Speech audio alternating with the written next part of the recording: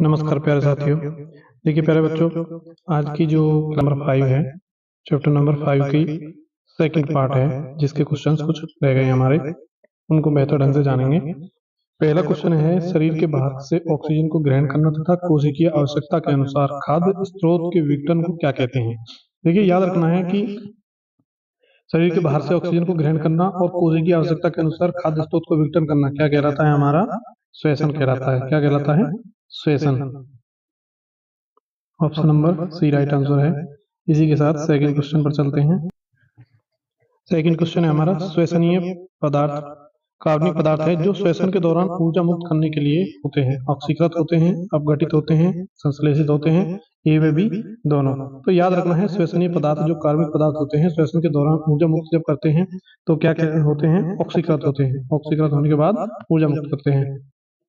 Question number third है, किस श्वसन में सर्वाधिक ऊर्जा प्राप्त होती है। क्वेश्चन नंबर 3 है, किस श्वसन में सर्वाधिक ऊर्जा प्राप्त होती है।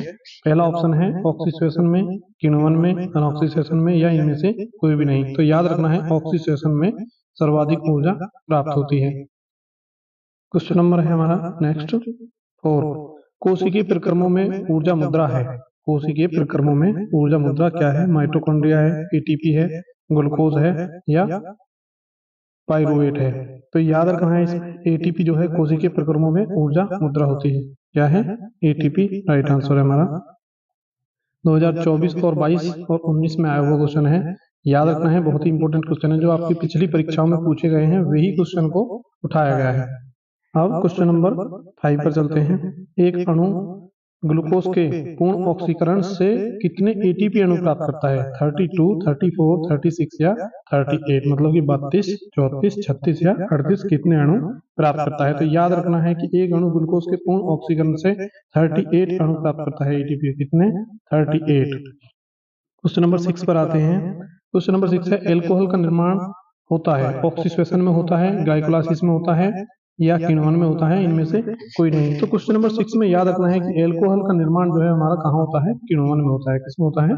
किण्वन में। क्वेश्चन नंबर 7 पर चलते हैं। ग्लाइकोलाइसिस की प्रक्रिया संपन्न होती है कोशिका द्रव्य में होती है, राइबोसोम्स में, माइटोकॉन्ड्रिया में, या अंतःप्राद्रव्य जालिका में। तो याद रखना है, क्वेश्चन नंबर 7 का राइट आंसर जो होगा हमारा कोशिका द्रव्य होगा। क्या होगा?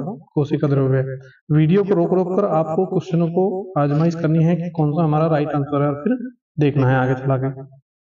अब क्वेश्चन नंबर 8 पर आते हैं। क्वेश्चन नंबर 8 है हमारा कि ग्लाइकोलाइसिस के अंत में कितने एटीपी अणुओं का सीधा लाभ होता है। तो याद रखना है option number A right answer है, 2 अणुओं का। क्वेश्चन नंबर 9 है, पाइरुवेट के विखंडन की प्रक्रिया संपन्न होती है, या ऑक्सीजन की उपस्थिति में पाइरुवेट का ऑक्सीकरण कोशिका के किस भाग में होता है? कोशिका द्रव्य, माइटोकॉन्ड्रिया, केंद्रक, या अंतःप्राद्रव्य जालिका। तो याद रखना है कि माइटोकॉन्ड्रिया में की उपस्थिति, ऑक्सीजन की उपस्थिति में पाइरुवेट का ऑक्सीकरण कोशिका के माइटोकॉन्ड्रिया के भाग में होता है।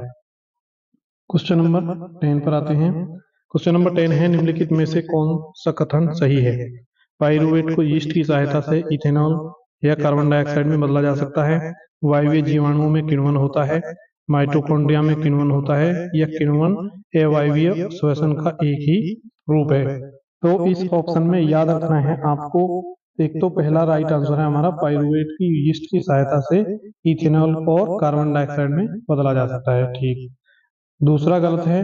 तीसरा गलत है, वायवीय जीवाणुओं में किण्वन नहीं होता है, माइटोकॉन्ड्रिया में किण्वन नहीं होता है। किण्वन अवायवीय श्वसन का ही एक रूप है। Question number option number 4 right answer है हमारा। देखिए किण्वन की जो प्रक्रिया है वो क्या होता है? अवायवीय श्वसन का ही एक रूप है। पाइरुवेट को यीस्ट की सहायता से इथेनॉल और कार्बन डाइऑक्साइड में बदला जा सकता है। फर्स्ट और 4 ये दोनों राइट आंसर है। तो ऑप्शन में क्या है हमारा? फर्स्ट और 4 कहाँ है? Option number C right answer है, फर्स्ट और 4। क्वेश्चन नंबर 11 पर आते हैं। अंतः श्वसन के दौरान वायु प्रवाह का सही मार्ग कौन सा है? याद रखना है, बड़ा इंपॉर्टेंट क्वेश्चन है, आपके अति लघु क्वेश्चंस में भी पूछा जाता है कि अंतः श्वसन के दौरान वायु प्रवाह के सही मार्ग को दर्शाइए, सही मार्ग को संक्षिप्त व्याख्या कीजिए। इस प्रकार से आपका क्वेश्चन आ जाता है। तो याद रखना है आपको, देखिए डायरेक्टली बता देता हूँ मैं आपको, नासाद्वार, नाक से अंतः श्वसन की प्रक्रिया जो है वायु प्रवाह का जो सही मार्ग है वो बताया गया है। सबसे पहले नासाद्वार, फिर है ग्रसनी, फिर है कंठ में पहुंचती है, फिर श्वास नली और इसके बाद कूपिकाओं के द्वारा वायु प्रवाह पहुंचता है। नासाद्वार के द्वारा, इसके बाद ग्रसनी पर, फिर कंठ और फिर श्वास नली और फिर कूपिकाएं। याद रखना है हमेशा पॉइंट। क्वेश्चन नंबर नेक्स्ट पर आते हैं।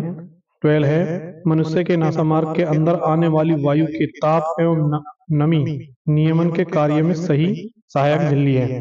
तो देखिए, जब मनुष्य के नासामार्ग के अंदर वायु प्रवेश होती है तो उसके ताप और नमी का जो नियमन है, इस कार्य को जो सहायक झिल्ली है वो कौन सी होती है? नासा झिल्ली होती है, नासा वेश्म होती है, श्लेष कला होती, श्लेषम कला होती है, या इनमें से कोई नहीं। तो क्वेश्चन नंबर 12 का जो राइट आंसर है वो क्या याद रखना है आपको? श्लेषम कला। क्या याद रखना है? श्लेषम कला के द्वारा नासामार्ग के अंदर आने वाली वायु के ताप और नमी दोनों नियमन के कार्य में सहायक होती है। श्लेषम कला जो है हमारी झिल्ली होती है जो ताप और नमी को नियमन करती है, इसमें सहायक होती है। क्वेश्चन नंबर 13 पर आते हैं। क्वेश्चन नंबर 13 है, निम्नलिखित में से कौन सा विकल्प कंठ या ध्वनि पेटिका के बारे में गलत है? मतलब कि 3 सही हैं और 1 गलत है। तो ये याद रखना है आपको। क्वेश्चन नंबर 13 देखो, ए ऑप्शन है हमारा, यह एक अस्थिर पेटिका है, यह एक अस्थिर पेटिका है। ऑप्शन बी है ग्लोटिस लॉरिंक्स में खुलती है। ऑप्शन सी है भोजन निगलते समय ग्लोटिस एवं एपिग्लॉटिस से ढक जाता है जो भोजन को लॉरिक्स में जाने से रोकता है। ऑप्शन नंबर डी है उपरोक्त सभी। क्या उपरोक्त सभी हैं या कोई सा गलत है इनमें से? तो याद रखना है लॉरिंक्स से कंठ एक उपस्थिति पेटिका है। क्या है ये? अस्थिर पेटिका नहीं है बल्कि उपस्थिर पेटिका है। Option number A right answer हो जाएगा हमारा। क्वेश्चन नंबर 14 पर आते हैं। श्वास नली की लंबाई कितनी होती है? याद रखना है, इंपोर्टेंट क्वेश्चन है। श्वास नली की लंबाई जो है 10 से 12 सेंटीमीटर होती है। कितनी होती है? 10 से 12 सेंटीमीटर। एक ऑप्शन दे रखा है 20, 5, 20 से 30 या 10 से 12। तो 10 से 12 सेंटीमीटर श्वास नली की लंबाई होती है। अब क्वेश्चन नंबर 15 पर चलते हैं। क्वेश्चन नंबर 15 है, मनुष्य की श्वास नली की दीवार में सहायक होती है। सी आकार की उपस्थिति, ओ आकार की उपस्थिति, सी आकार की अस्थि या उपस्थिति नहीं होती। तो याद रखना है हमेशा मनुष्य की श्वास नली की जो दीवार में कौन से आकार की उपस्थिति होती है? सी आकार की उपस्थिति होती है। क्या होती है? सी आकार की, मनुष्य की श्वास नली में। किसमें? श्वास नली में सी आकार की उपस्थिति होती है। ऑप्शन नंबर 16 है, मनुष्य के शरीर में फेफड़ों की संख्या कितनी होती है? मनुष्य के शरीर में फेफड़ों की संख्या कितनी होती है? इंपोर्टेंट क्वेश्चन है। मनुष्य के शरीर में फेफड़ों की संख्या 2 होती है। कितनी होती है? 2। क्वेश्चन नंबर 17 है, फुफ्फुस गुहा में भरे तरल को का क्या कार्य होता है? फेफड़े की सुरक्षा करना, फुफ्फुसावरण के नम तथा चिकना बनाना, फुफ्फुसावरण का घर्षण मुक्त कर रखना, या उपरोक्त सभी। तो क्वेश्चन नंबर 17 में याद रखना है कि फेफड़ों की सुरक्षा भी करता है फुफ्फुस गुहा, फुफ्फुस आवरण का नम एवं चिकना बनाने का कार्य भी है इसका, फुफ्फुस आवरण को घर्षण मुक्त करना मतलब कि घर्षण से मुक्त करना भी इसका कार्य है। तो तीनों ही राइट हैं। तो इसमें ऑप्शन क्या हो जाएगा? उपरोक्त सभी।